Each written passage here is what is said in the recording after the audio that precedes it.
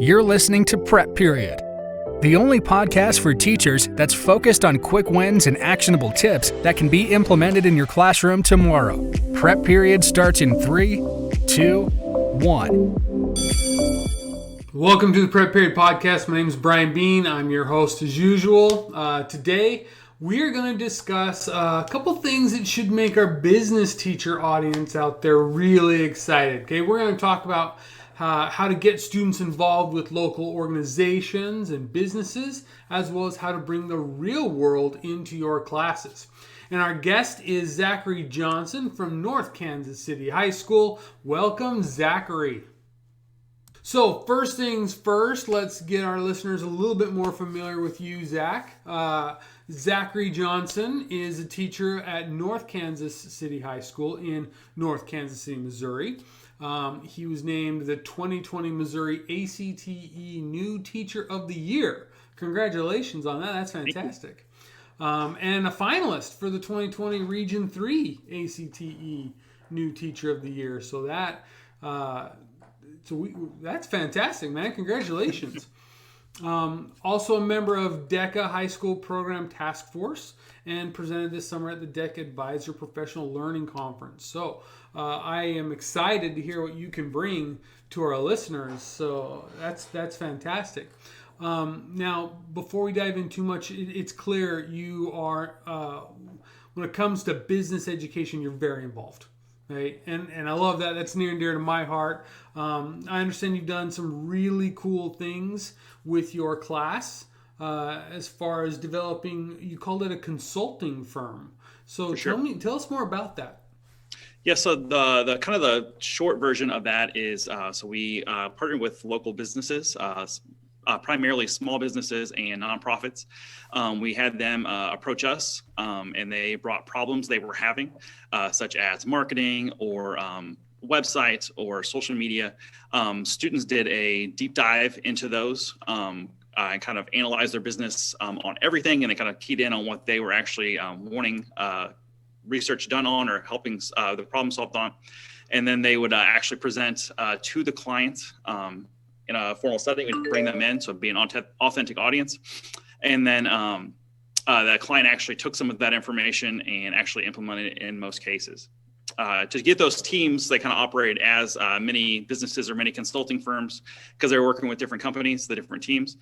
So they'd apply for different positions, whether that be graphics or presenters or kind of project lead. And then they would apply for different positions, and then we did a draft, actually. So they would draft their different teams, and then they kind of have a mini company that they would run. And these are legit, real businesses out there, like in the community. Yeah, so we had my first year we did it, we had a barbecue place, we had an insurance agency, we had a local like theme park.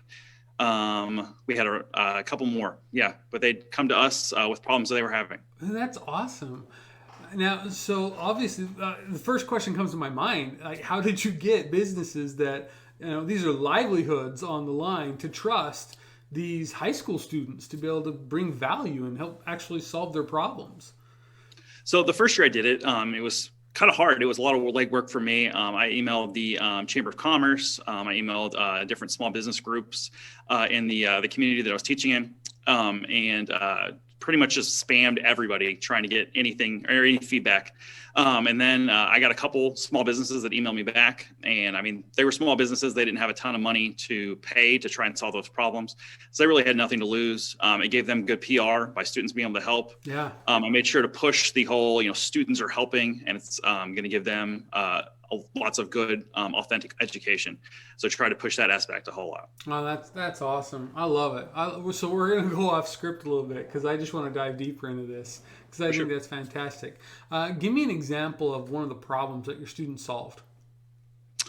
So with the insurance agency, they were wanting to come out with a new program that they were going to try and sell, where they were trying to reach like 18 to like 30-year-olds to teach them about like essentially personal finance. So how to create a budget, managing, investing, like home buying. And they were trying to ask us how to promote or market towards those people. So we kind of created a marketing plan for them, kind of how this is where we'd attack social media. This is when you should post. This is what graphics would look like.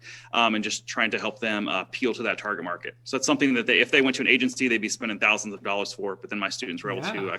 That's not cheap consulting work right there. For sure. Have you had a chance to follow up with those businesses and see how the plans implemented worked out? Yeah, some of them just kind of said thank you and implemented a small portion of it. Some of them took the whole thing and completely implemented it. And the ones that I've talked to have seen an increase in like traffic flow and click rates on the websites, and have increased profits due to it. Wow, I love it. That's awesome. Now, and this is a program you just designed yourself. This is not part of DECA or anything like that. This is something you've done.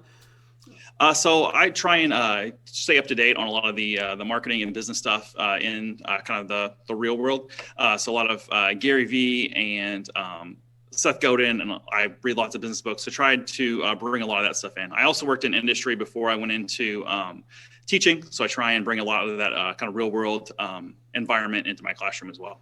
Yeah. So let's talk about that a little bit, because as a former entrepreneur myself, right? If there is such a thing as a former entrepreneur, it kind of gets in your blood and never goes away, right? I love the idea of getting students involved with, small businesses, nonprofits, anybody in the local community, right? I just think there's such value in those kind of out-of-class applications. But what hands-on is a lot more applicable than just reading a textbook. Oh, for sure, right? Absolutely.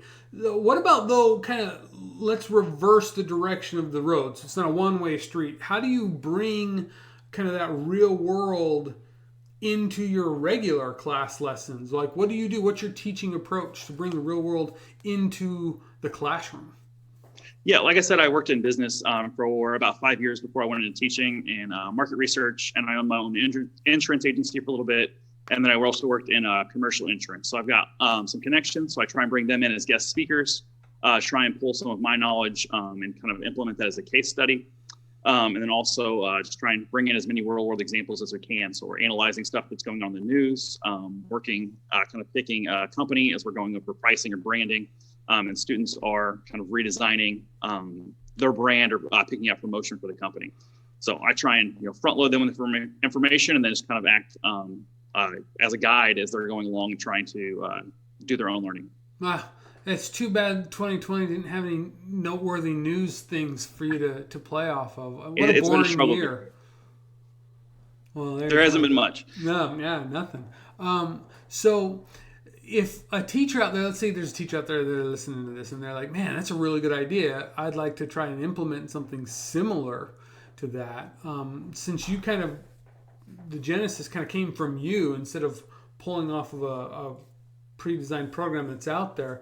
Do you have any advice for teachers that want to do that? Kind of the way I teach and kind of the way I approach stuff is, it's not going to hurt to try. I mean, even if it sucks, it's still better than doing worksheets and looking through a textbook. So just getting out there and trying. Try and pick out some stuff that you like, maybe implement it in one unit or in one assignment and try that out, see how it goes. And then if you like it, continue it. If not, scrap it and you're not any worse off. No, for sure. Is there any, what's the word I'm looking for here? So is there any advice you could give where you can be like, okay, I tried this definitely didn't work. You should avoid doing that. I guess I assumed students were, by the time they were, because I do this in my entrepreneurship class, I guess I assumed by the time they were in a second and third year class, they were a little bit more mature. So giving them too much freedom, having to rein that back in a little bit and provide a little bit more guidance. If they're given free time, they're going to fill it with messing around or playing the latest game. Also kind of, I try and prep as much as I can beforehand, but you never know what kids are going to say when they're presenting to actual people.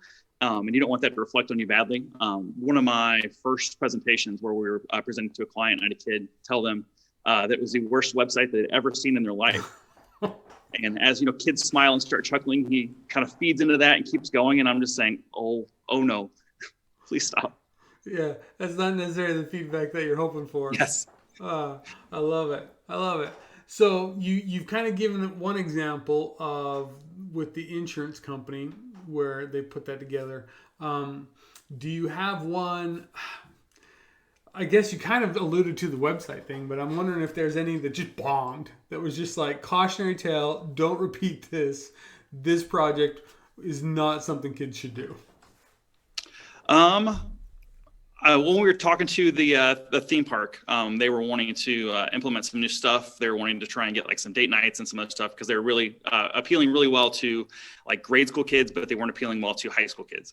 So they wanted to try and get some stuff. So we had some really good ideas that they really liked, but then some of the other stuff we suggested and they're like, oh, we're already doing that. Or, oh, we had already had that in the work. So just making sure you do complete due diligence instead of just kind of cursory stuff. Gotcha. Yeah, that makes sense. That makes sense. Well, I think it's fantastic what you're doing, and I sure appreciate that.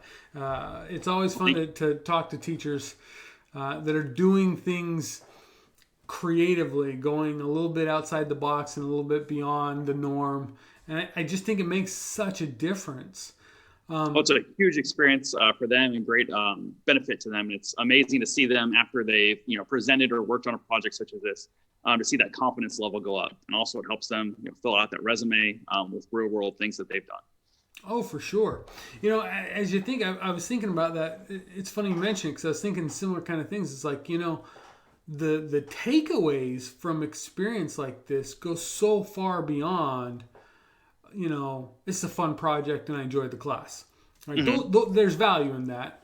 But you think about what this could do for a student's confidence level about, I did this when I was 17.